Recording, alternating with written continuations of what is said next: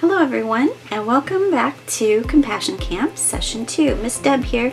Glad you could join us for Session 2. Last time we learned that compassion begins with seeing and welcoming others. Today we learned that compassion helps us to be brave.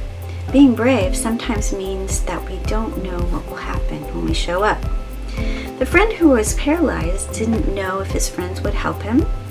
He didn't know if he would get to see Jesus. The friends didn't know what would happen when they got to the house to see Jesus. Maybe they wouldn't even get in. Maybe the religious leaders or even Jesus wouldn't see them and they would be turned away. Maybe the friend who was paralyzed wouldn't receive the miracle healing. Those are some questions to ponder about our story today. Here's a few more. How were the friends brave? How is the friend who was paralyzed brave?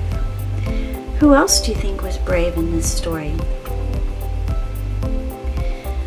Our story teaches us that compassion helped each of them to be brave. The friend who was paralyzed had courage that helped him trust his friends and ask Jesus for help. The friends' courage made them determined to do all that they could to help him. And Jesus' courage showed the friend who was paralyzed that he was loved and accepted. Let us, in closing today, remember that when we see people who are sad or lonely or scared or hurt, we can feel it with them. That is our empathy. That is the first step. To act on our empathy, we follow Jesus' example of compassion. Sometimes it is helping someone do something that is hard. Sometimes it's being honest about who we are and what we need. Sometimes it's showing love and acceptance for the person in front of us. These can be hard things to do, and that's okay. We can trust God to give us the courage to be brave with our compassion. Let us close the same way we opened today. Place one hand on your head and one hand on your heart. We are doing this because compassion begins in our brains and then we feel it in our hearts. Please join me in the closing prayer. Please repeat after me.